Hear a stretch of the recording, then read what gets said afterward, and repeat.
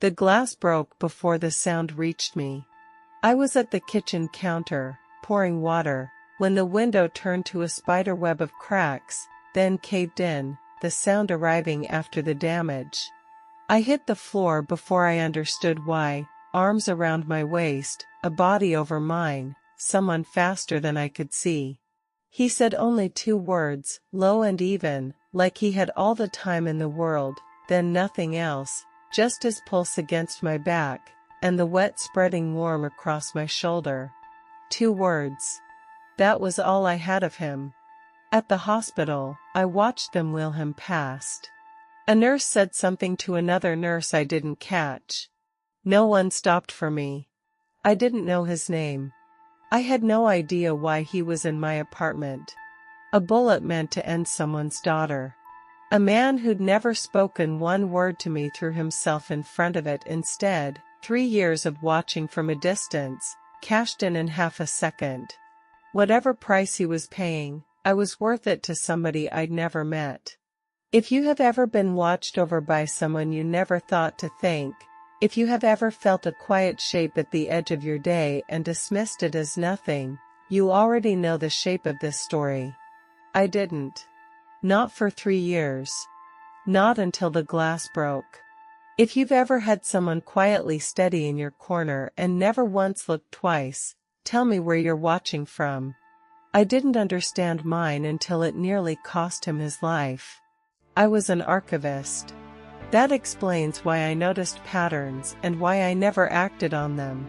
I could spot a discrepancy in a 19th century shipping ledger from across a room. But I spent 3 years failing to spot the one standing at my own bus stop. The first time I saw him, I didn't see him at all. A maintenance worker in a gray uniform sweeping the museum lobby. I passed without slowing. The second time, he was trimming the hedge outside my building. I thought the landlord had hired a new gardener. The third time, he was at my bus stop. Not waiting, just standing there, facing the street. I got off 1 stop before him. When I looked back, he was still on the bus. 3 sightings in a week. Different uniforms, different locations, the same stillness.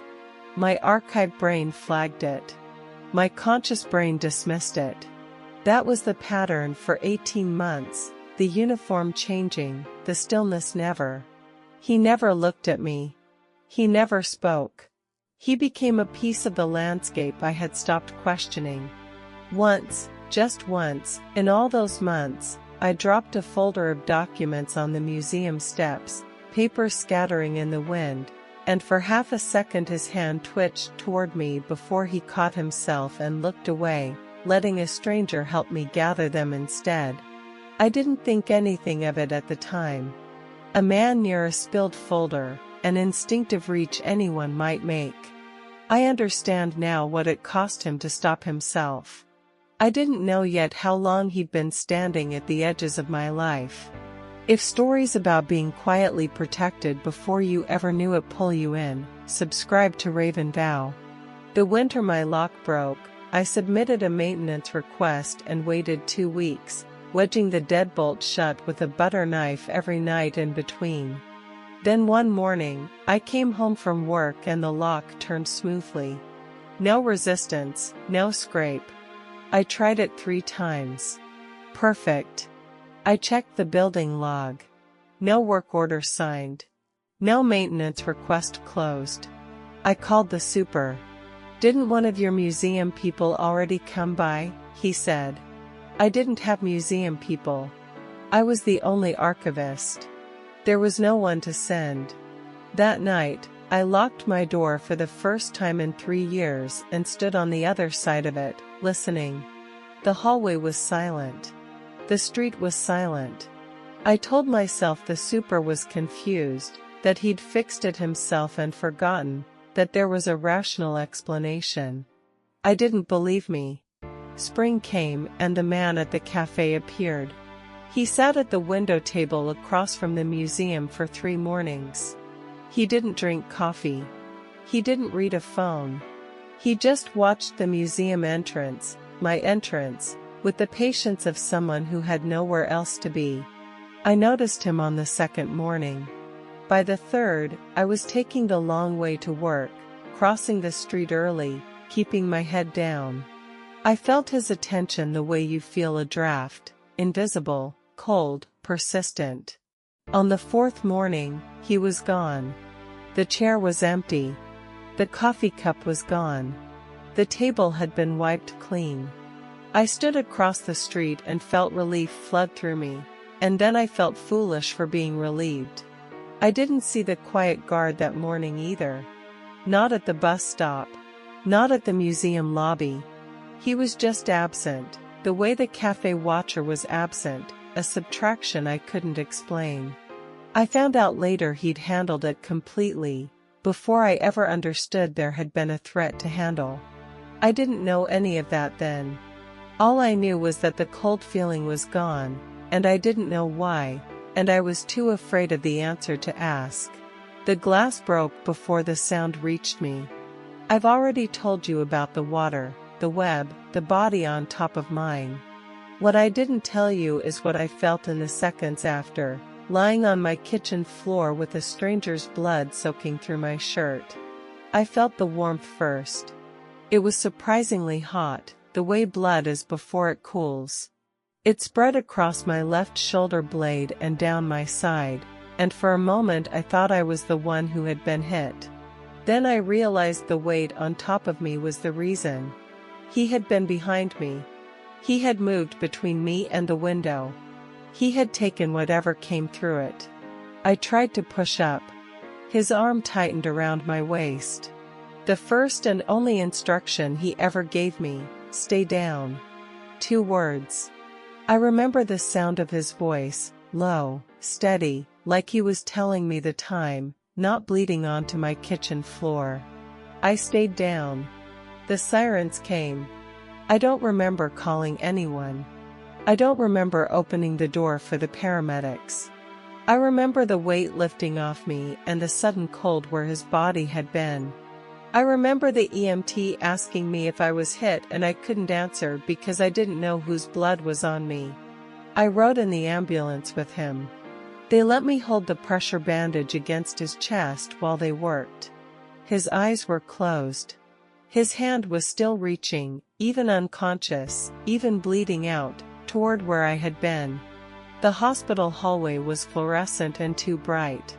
My hands were still shaking, and there was blood under my nails I couldn't stop staring at. A nurse ran past me. She said something to another nurse at the desk. I caught the tail of it. Don Romano needs surgery now. I looked up. The second nurse corrected her, Don Alessandro. Don. The word didn't fit. It didn't fit the gray uniform or the hedge clippers or the bus stop. It didn't fit the man who stood in the rain without an umbrella, who never spoke, who never asked for anything. Don was a title. Don was a throne. Don was the word for a man who had people to fix his locks for him, not a man who fixed them himself in the middle of the night. I sat there in the plastic chair and let the word settle into everything it explained. He wasn't a guard. He was the Don. The head of the Romano family. The man my father had saved and the man who had been saving me ever since. Somewhere around hour 4, I found the hospital bathroom, locked the door, and finally let go of what I'd been holding since the window broke. Not tears, my body skipped past tears into something rawer, a full body shaking I couldn't stop, my back against the tile, my knees pulled to my chest, the taste of copper on my tongue from biting down on nothing. I pressed both hands flat against the cold floor because I needed to feel something solid, and I stayed there until the shaking slowed into something I could stand up out of. When I came out, I splashed water on my face, and no one in the waiting room could have guessed. That was the only time I let it all the way in. I never told him. I didn't know whether to cry or be sick anymore. I sat in the plastic chair and watched the surgery light stay red and counted the minutes until I could ask him a question he would finally have to answer. He woke up 36 hours later. I was in the chair when he opened his eyes. I had showered in the hospital bathroom. I had borrowed scrubs from a nurse. I had called my supervisor and said something about a family emergency and hung up before she could ask what kind. I hadn't left the waiting room. His room was private. I knew that was because of who he was, not because of what happened. The blinds were half drawn. The machines beeped in a steady rhythm. His chest rose and fell under the bandages. He looked at me. I looked at him. "You're the Don," I said. He didn't deny it. He didn't apologize. He just watched me with those steady eyes I had seen 1,000 times without ever really seeing. "Don Alessandro Romano," he said. His voice was rough from the tube. "Your father saved my father's life. I've been keeping the dead ever since. You followed me for 3 years. Not followed. Guarded. You fixed my lock." "Yes. The man at the cafe." I handled it." I stood up. I walked to the window. I pressed my palm against the glass and felt the cold. 3 years, I said. 3 years of you at my bus stop, in my building, outside my door. And you never told me. You never said a word. If I had told you, you would have carried it every day. You would have looked over your shoulder. You would have been afraid in your own home. I was already being watched. You were already there. You could have told me you were the one I should trust." He was quiet for a long time. The machines beeped. "I was afraid," he said finally. "If I told you I was the Don, you would have asked me to leave. And I was never going to leave." That was the first honest thing he ever said to me. It was also the most terrifying, because I believed him. He told me about my father while the morphine drip made his words slow and careful. "Stay with me." This is the part where I learned that everything I thought I knew about my own life had been wrong from the start. The 4 bag clicked each time it tilted. I watched the line of fluid slip down into his wrist and tried to hear my father's voice in the story. Judge Marco Conti. The corruption trial. The old Don Romano, Alessandro's father, had been acquitted on a technicality, but everyone in the city knew it was because the old Don had evidence he was never forced to produce. My father had ruled on the evidence presented. He had followed the law. The De Luca family, the Romano's rivals, had wanted the old Don convicted so badly that they had threatened the judge's life. Somewhere down the hall a cartwheel squeaked, out of rhythm, and I found myself matching my breathing to it, anything to keep from feeling the sentence I'd just heard land. My father's name, folded into a blood debt no one had ever told me I was carrying. The old Don made a blood oath the night of the acquittal. The Romano family would protect Judge Conti's daughter for as long as she lived. Not because she asked. Not because she knew. Because the old Don believed in debts, and my father's integrity was a debt he could never repay. A debt I had been carrying without knowing it weighed anything. My father had died thinking the promise was forgotten. I had walked through my 20s thinking my quiet life was the result of luck. It was the result of a man who had made a choice about me when I was 19 and had never told me. Alessandro was 22 when his father made that promise. He was 25 when the old Don died and the oath passed to him. He was 28 when he first stood at my bus stop. I did the math without meaning to. 28. Half his adult life, spent circling mine. He could have assigned guards, paid for a security system, moved me to a safer building, fulfilled the oath from a distance, the way most men would have. Instead, he put on a gray uniform and swept the museum lobby so he could watch me walk past. Instead, he learned my schedule, my tea order, the shape of my whole small life, and fixed what needed fixing in the dark, without once asking for anything back. "Your father never knew I was guarding you," he said. He died thinking the oath had been forgotten. I wanted to keep it that way. I wanted you to live your small, beautiful life without ever knowing how many times I stepped between you and the people who wanted to end it. I sat back down in the chair. I didn't know what to do with my hands. You should have told me, I said. Probably. But I'm not sure I would have believed you. He almost smiled.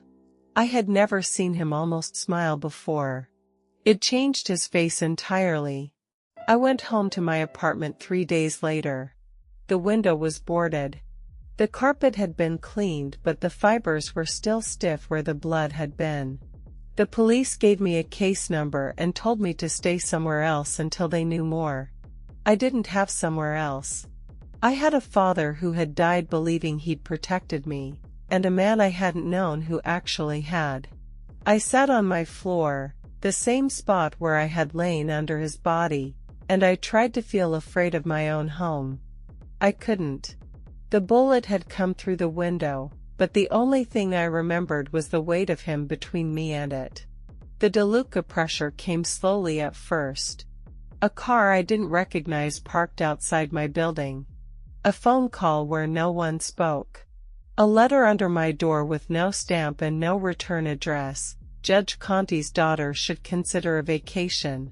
I kept the letter. I took it to Alessandro. He was out of the hospital by then, recovering at a house I hadn't known he owned. It was not a compound. It was a narrow townhouse in an old neighborhood, the kind of place you pass without noticing. I understood, suddenly, where he had learned to be invisible. While I was there, a man came to the door, older, gray at the temples. The housekeeper called him consigliere. He didn't come in. He stood in the doorway and said, low enough that he probably thought I couldn't hear, that the capos were asking why their Don had gotten himself shot playing bodyguard to a woman with no family name, and what that made him look like at the next sit-down. Alessandro told him the capos could ask him that themselves, to his face, and then told him to leave. The consigliere left. Alessandro didn't explain it to me. He didn't have to. Whatever this was costing him inside his own house, he had already decided to pay it. He read the letter and his face didn't change. They know who you are now, he said. They always suspected. Now they're sure. They know I'm the judge's daughter. They know you're the reason the Don of the Romano family has been working as a museum janitor for 3 years. I didn't correct him. He hadn't been a janitor. He had been a maintenance worker. The distinction felt important. Leo Cantrell, I said. He looked up. Your colleague at the archive, he said. You knew. I've known for 6 months. I was waiting for you to find out yourself. Leo's name was in the archive sign-in log on days he wasn't scheduled, a discrepancy I'd seen a dozen times without registering it, like a reflection you don't realize is your own. I confronted him in the basement. It was after hours. The lights were on a timer. I had 10 minutes before they went dark. He broke in 3 minutes. It was a gambling debt, sold up the chain to the DeLucas, who'd offered him a trade, my schedule for his fingers.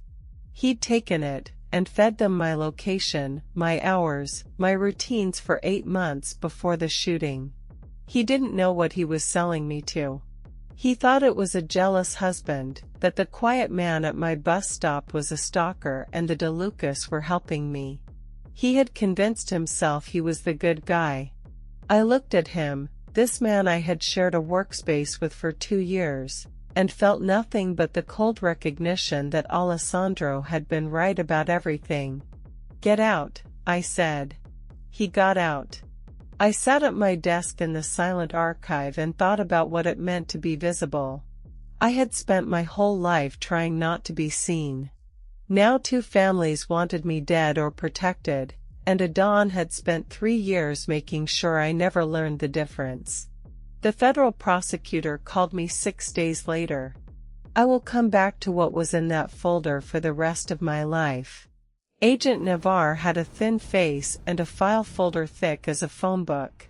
She explained that Alessandro had been cooperating with an investigation into the De Luca family for 2 years, wiretaps, records, testimony. In exchange, the De Lucas would be indicted for conspiracy and attempted murder. "Before you walk me through any more of this," I said, "I want to see what he wrote about me." She slid an affidavit across the table. Signed by my father, dated 3 months before his death. The paper was heavier than I expected. The ink on his signature had faded, but the handwriting was unmistakable, the same loops on the capital M, the same slant on the cross of his T. I had never noticed it on a sealed document about me before. My father had testified in a sealed proceeding about the De Lucas operations. His testimony was the cornerstone of the case. The bullet through my window wasn't about the blood oath. It was about silencing the witness's daughter before she could testify to something she didn't know she'd seen. I read his words. He wrote about me. About the promise the old Don made. About Alessandro keeping it without me ever knowing. I folded the affidavit into my coat. I walked out of the courthouse into the sun. The light cut across the steps like it had been waiting for someone to step into it. The De Lucas were indicted the following week. I read it in the newspaper and felt the quiet satisfaction of something broken finally being fixed, not by violence, but by the system my father trusted. That night, I went back to the museum archive. I found the old sign-in log from 3 years ago. I opened it to the first page. A.R. The date was a Tuesday. My first week at the museum. He had been there since day one. Before I knew which light switch controlled which row. Before I knew which bus to take home. I ran my finger over the ink, closed the book, and went home. He was sitting on the steps outside my building. Not in a suit. Not in a uniform. In the same plain jacket he had worn to the bus stop every night for 3 years, as if his identity had changed nothing about who he was when he was near me. He stood when he saw me. "You could have told me your name," I said. "I was afraid if I told you, you'd ask me to leave." "I should have." "Yes. But you were never going to leave anyway." He didn't answer. He didn't need to. I walked past him up the steps. I unlocked the door. I held it open. "Are you coming in, or are you going to stand on my steps for another 3 years?" He followed me inside. The apartment looked different. The window had been replaced. The carpet had been cleaned again. The landlord had finally painted the walls, as if the building itself was trying to forget what had happened. I made tea. I set 2 cups on the counter. He sat at my small table, the one my father had given me before he died, the only piece of furniture in the apartment older than I was. He didn't look at it as if it was evidence. He looked at it as if it was a piece of me he was meeting for the first time. "I'm not going to thank you," I said. "I didn't ask you to. I'm not going to forgive you for the 3 years of silence. Not yet. Not until I understand why the silence was the choice you made." He nodded. He didn't defend himself. He didn't explain. "Can I keep coming to your door?" he asked. "What?" "Can I keep coming to your door? Until you decide whether you want me to stay." I looked at him, this man who had guarded me in silence for 3 years, who had taken a bullet meant for me, who had dismantled his own identity to protect a debt he never asked for. "Yes," I said. "But I'm keeping the spare key." He almost smiled again. It was becoming a habit. 2 weeks later, I found him in the museum archive. He was standing in the basement, in front of the shelf where the old sign-in logs were kept. He had his hand on the binder with AR on the first page. "I never asked you what you saw," he said. "The first time you noticed me." "I didn't notice you. I noticed the uniform." That's what I was counting on. I understood then exactly what the bullet had cost him beyond the scar. For 3 years he had built a life around not being seen, and one gunshot erased that on a hospital intercom in 4 syllables. He would never again walk past me as a stranger. Whatever peace he'd found in his own invisibility, he had traded it for me without being asked, and he would never get it back. I thought about what I had traded too, the small, private, unremarkable life I used to have, the one where no one wanted me dead or wanted me guarded. That version of me was gone as well. We were both paying for this, every day, in a currency neither of us would ever get refunded. He turned to face me. The basement light was flickering, the same bulb that had been dying for months, the one no one ever replaced. "The first time I saw you," he said, "you were holding a book in front of your face so you wouldn't have to talk to anyone. You walked past the security desk without looking up. You sat at your desk with your shoulders curved in, like you were trying to take up as little space as possible. And I thought, that's the person I'm supposed to protect. That's the person I would protect even if no one asked me to." I stood in the flickering light and let his words settle. "I saw you too," I said. "I saw you 100 times. I just didn't know I was looking." He reached out. He didn't touch me. He just placed his hand on the shelf beside me, an offering, close enough that I could feel the warmth of his palm without contact. "I can wait," he said. "I've already waited 3 years." 2 more weeks passed before I let myself notice I'd been worried when he was late one night, the same 3 years of watching, just aimed a different direction now. I found the scar one night by accident. He was washing dishes at my sink, he insisted, every time, as if paying for the takeout with labor, and his shirt rode up when he reached for the top shelf. The scar was there, just below his ribs. Puckered and pink and still new. I touched it without thinking. My fingers on his skin, the raised line of the bullet's path. He went still. I didn't take my hand away. "This is the price," I said. "This is the price of being seen by someone who wasn't supposed to look." I left my hand there. Right over the scar. Right over the place where the bullet had entered his body because he had stood between me and a window. I still didn't know if I trusted him. I still didn't know if love was the right word for what was growing in my chest. But I knew this, I had spent 3 years not seeing him, and I was never going to make that mistake again. He turned around slowly, my hand still on his chest. "I don't need you to forgive me tonight," he said. "I know. I don't need you to decide anything tonight. I know. I just need you to keep looking at me." I looked at him until the flickering kitchen light seemed to steady, and I realized he was the first person I had ever really, deliberately seen. I kept my hand on his chest, over the scar, and let myself feel the weight of that, a claim I was making, not one he was taking. I learned that being seen doesn't require someone to speak. It requires someone to stay. He stayed for 3 years before I ever looked back, and by the time I did, he had already given me everything he had. Would you have reached for him, or would you have walked away? If stories like this make your heart race, subscribe to Raven Vow.